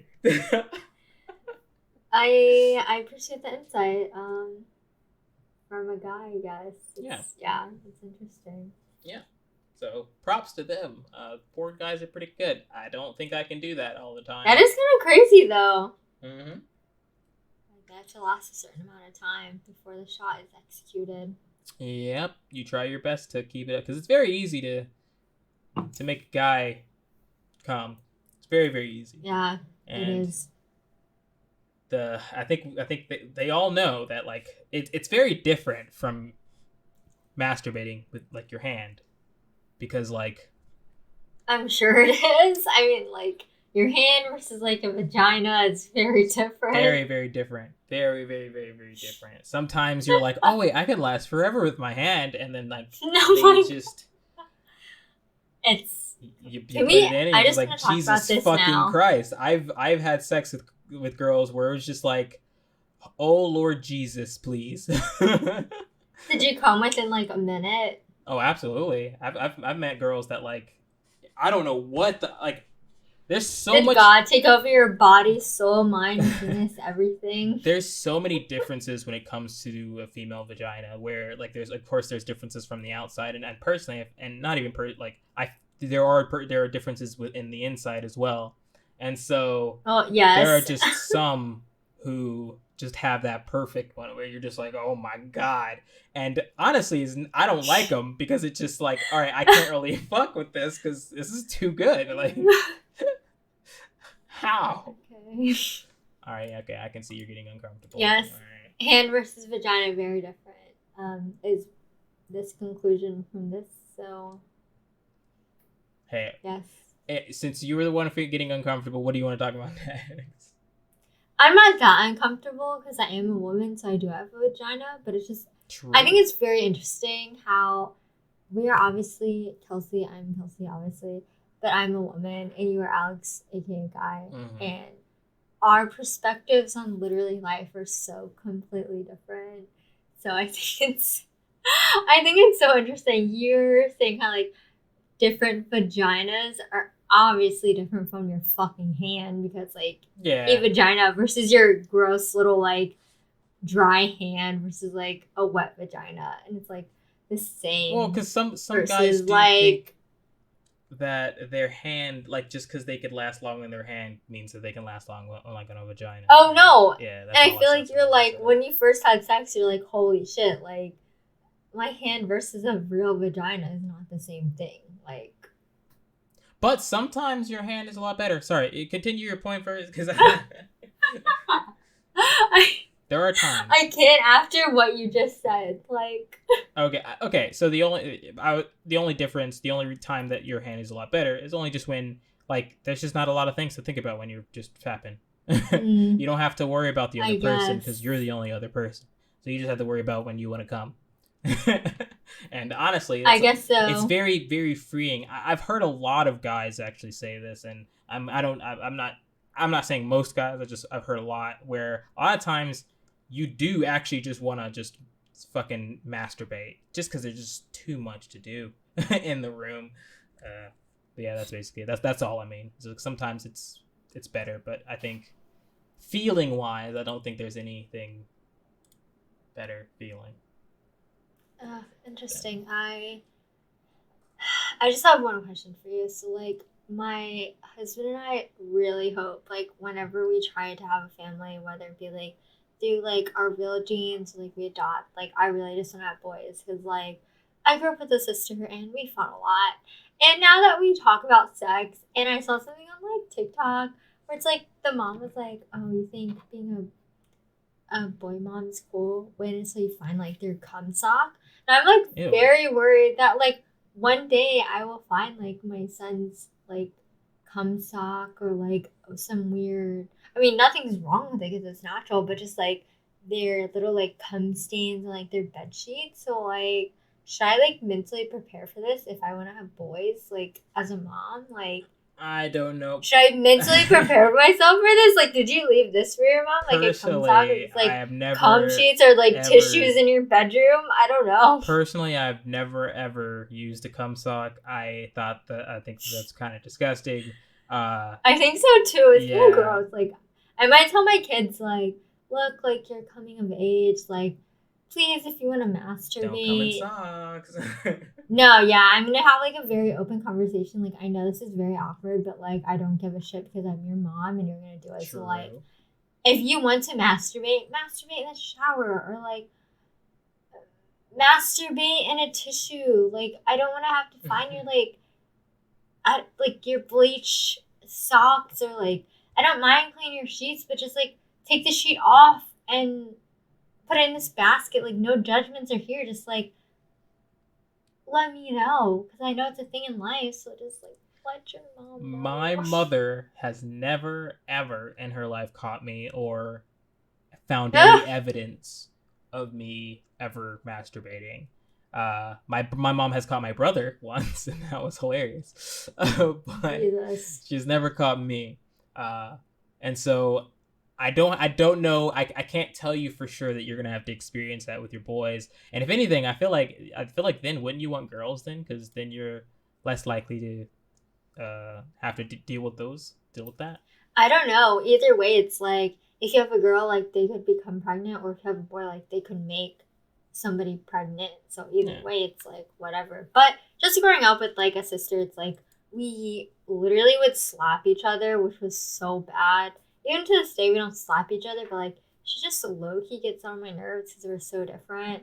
And my mom's always just like so precious in the middle, like being the middleman, hearing each other out because she knows us. And I just feel like girls are just so too much. But the guys, boys, like I would just be like maybe both. I don't know. Yeah, guy kids are pretty if I rowdy. have both, me and my brother fought too. Yeah, I was gonna say like whoever we have in the future, I'll just be like, hey, put on these boxing gloves, punch this boxing bag, punch your dad, punch each other. I don't care. Like, I'm just here for the good times and good vibes and making sure we don't knock each other out. Kids, so. I'm just vibing. I'm just trying to vibe. Exactly. I'm just here on the sideline. Your dad can handle that. It's okay. Punching gloves on. Let's go. Yeah. Yeah, I know that I do actually end up wanting to have kids, for sure. Good. I don't know. I feel like, of course, I can't expect myself to live forever. So That's true. We're all gonna die, yeah. so. So the best thing that I can do is pass on my incredible genes. Yeah. uh, Your stellar to somebody. genes. To My some stellar lucky genes. winner. I'm not allergic to anything. I am Good very for you, healthy. I've Alex. never broken a bone in my entire life. Okay, You know, Alex. I just Alex. might be You know perfect. your genes, when you have kids, they're from your parents. So like Yeah, so some of them are gonna be. they're not from your genes, they're from like your parents, like genetics and shit like that. Well, they're from me as well. I guess. It's a But it's like mixture. mostly from your parents. Well, technically, it's all from me because all Oh the my things that they goodness. get from my Okay, parents are what they fine. got from Sure. me. Okay, sure. But like I don't have that luxury since I was adopted. So Mhm. like my genes are unknown. So to me it's like a gamble. So that's why I tell people it's like it's just a gamble. Like you don't know what you're gonna fucking get from your kids. So like True. I feel the same. I feel like we uh definitely got off topic. We went from porn to body image again. It's like sex to Yeah, it's really hard future not to just talk about kids. sex when you're talking about porn. That's true though. And like obviously sex leads to kids if you're not careful. So how did you want to round this up? Our topic, which is porn. Any Okay. final thoughts? Do we have any final questions? I feel like we could ask one more question. Okay. I'm unsure what that question is. Okay. Okay. Um. Let's say that you're trying to create a porn, and we're the creative directors of it. What type of kink would your porn be? That is kind of hard. I feel like I don't know. Maybe mine would be like hmm, maybe it'd be like kind of like hard choking or something, like kind of uh, hard choking. That sounds so weird. Just like hard play, not foreplay, but just like hard, like some Rough. choking. Yeah, like rough. Mm-hmm. Okay, that sounds. I'm like hard. Like what the fuck? Yeah, probably just like kind of rough, but like very like artistic in a way. Like rough meets artistic. What about yours? Actually, I'd probably do the same. Rough. I think that Okay. that probably has the most. Uh, you can make a very basic movie with that. I mean, I guess. I don't know. Kinks are way too There's so strange. many. Yeah, there's a lot of them, Yeah. and they're very strange, and so I can't really figure out Or which one. they're not even strange, just they're very specific. So I feel like to me, at least when you ask that's like Sure. rough is like general, Yeah, just rough is pretty like general. yeah, you're very rough, but like I'm sure there's some where it's like I honestly don't even know. But there are just so many subsets to kings. It's like kind of overwhelming in a way. Yeah, yeah, it is. It is. I don't know. It's very. It's a tower. There are just so Um, many.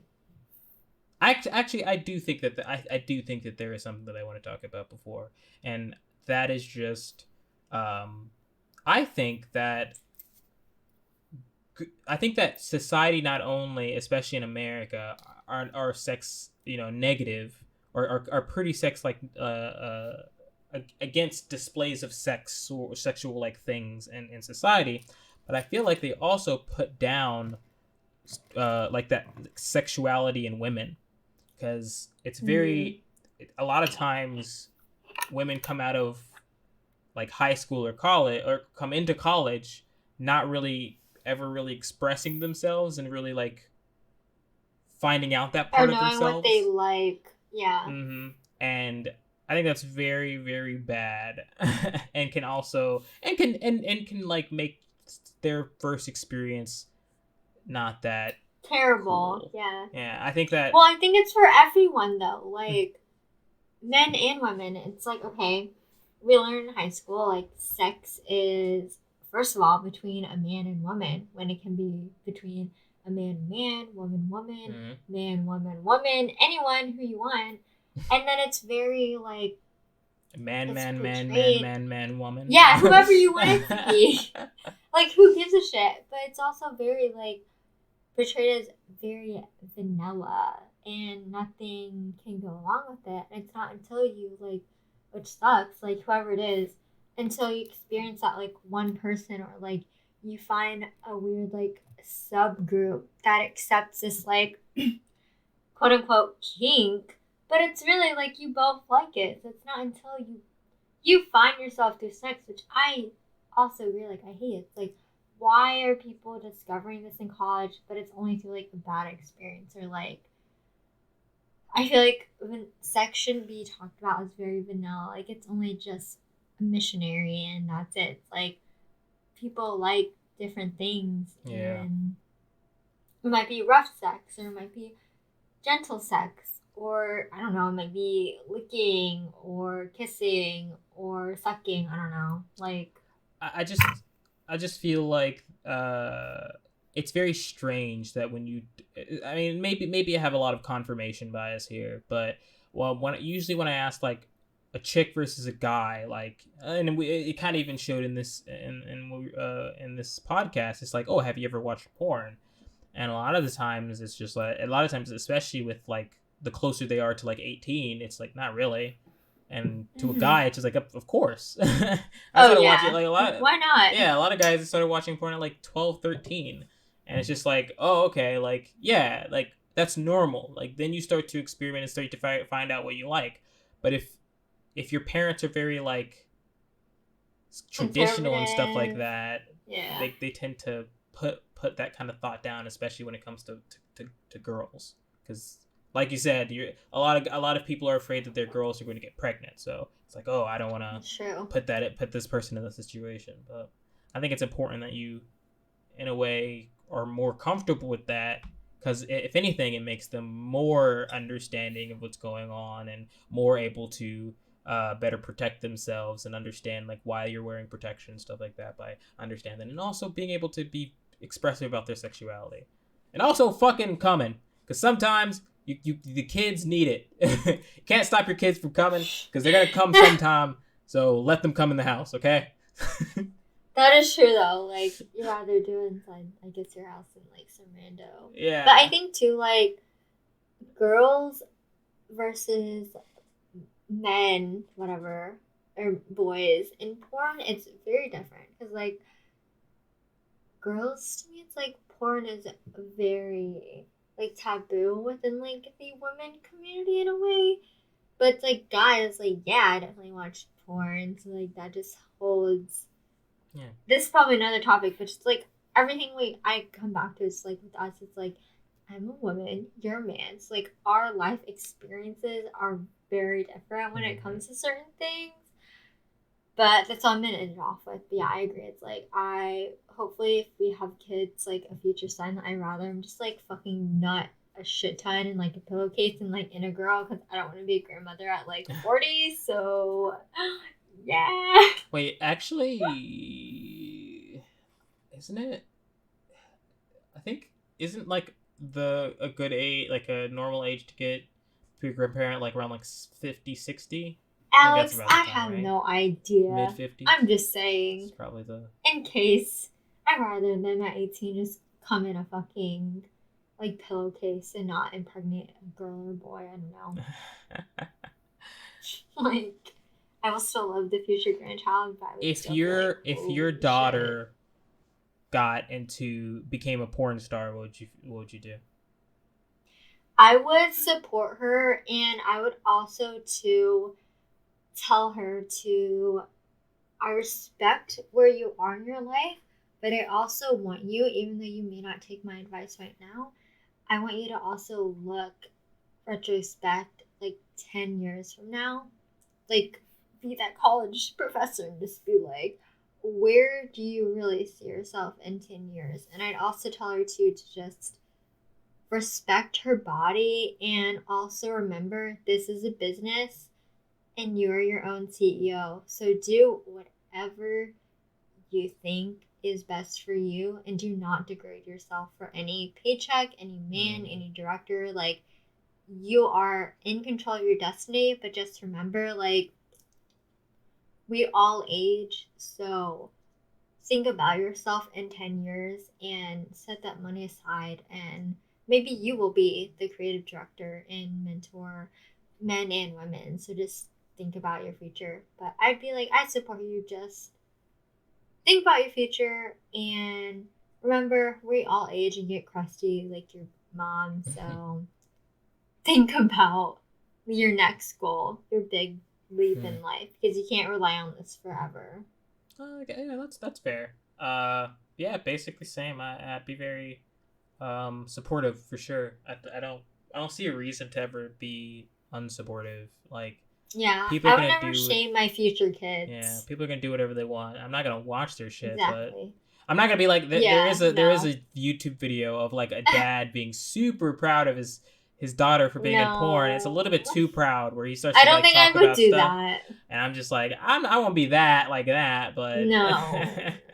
Like, I wouldn't be like, let's frame it, but I'd be like, I support you no matter what. Just please, if you need any advice, please come to me, because I will never just be like, fuck you, I'm not talking to you. Like, I would just be like supportive.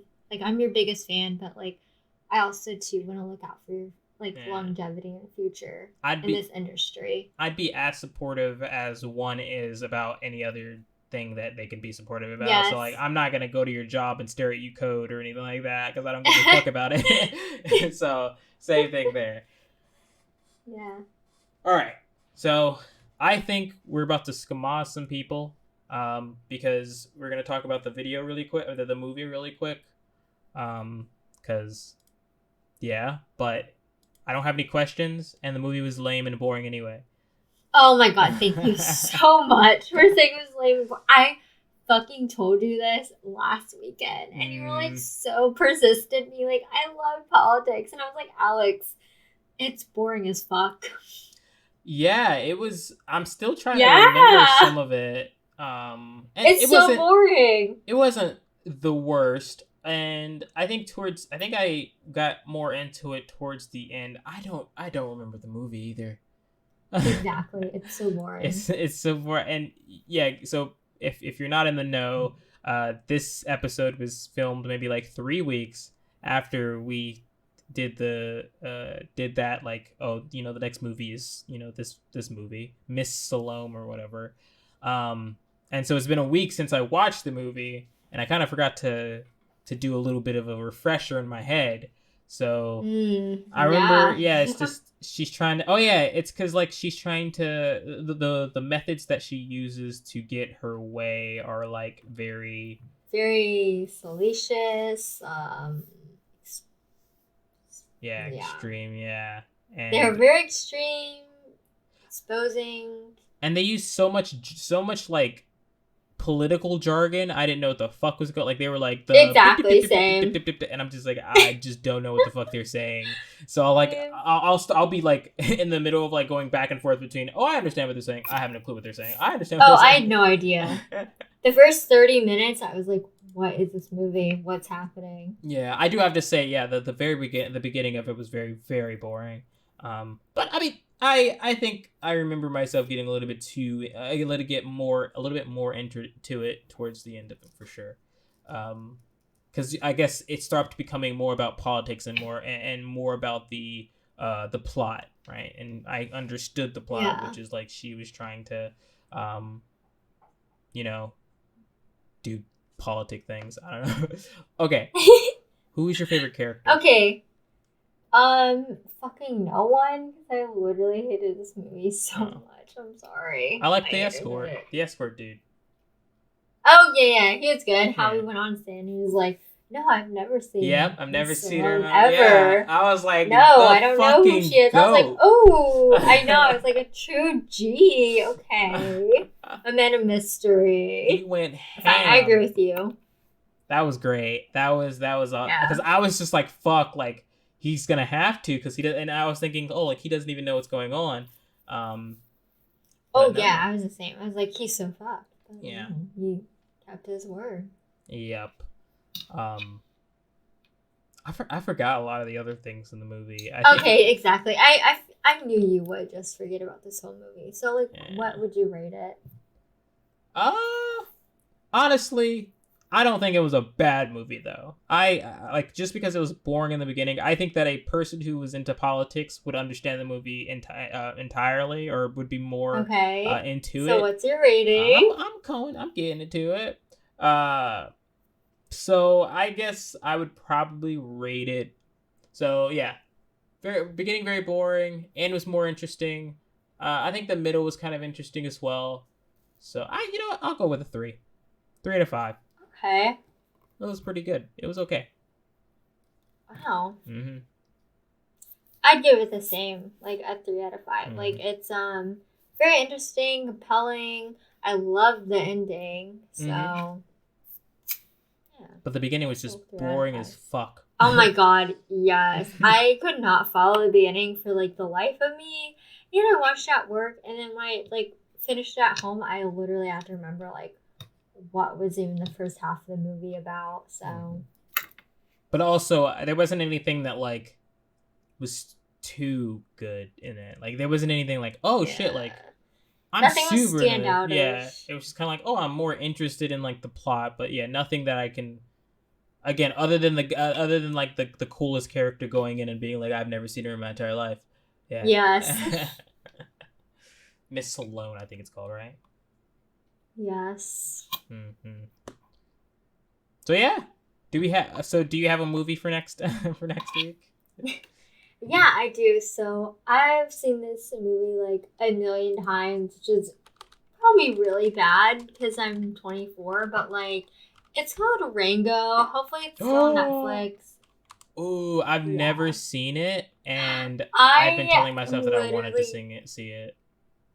I love this movie so much. I don't know what it is about it. It's just like it always makes me cry Yes, and Rango makes is me on so happy Netflix. inside. So yeah, Rango is my movie of the week. It's about a chameleon. It's set in a western. It's super cute, but if you really deep dive into it as an adult, you realize the important factors of this movie. And it seriously always makes me cry, and I don't know why. I just love it so much. So, yeah, Rango. Ooh, I have an anime to show you too. Oh wait, no, I don't think it's on Netflix though. It fucked me up. Wait, no, it's on Netflix. Wait, I forget if it's not on Netflix or it is. No, I don't think it's on Netflix. Never mind. Shaman King is about to be on Netflix Ish. soon, in the next like couple of months. Shaman King is an anime that like used to be a thing, and it's a thing no more, and they're gonna do a revamp of it, and it looks great, and I can't wait for it. Nice. That is all. Well, I hope you watch Rango. I'm like so excited to make this movie because I literally love it so much. It's so bad how much I love this movie. Like I would die for this movie. So Yeah. I think next week's topic, I think I want to do just music, like okay. favorite artists, favorite instruments to hear, all that. I think we can talk about that too. Oh. What Okay. was that? Was that an awkward? Yeah, it's like my music is so bad. What is So, but that? we'll talk It's about not. it. We'll talk about it Okay, next week. true, My true, music true. evolution is very bad, so All it's right, different. all right. That'll be a fun conversation. Yeah, I think so too. All right. I I guess think that's it. yeah, we can stop it. Thanks for joining our conversation, Make sure to subscribe and turn on notifications. and we will see you in the next chat.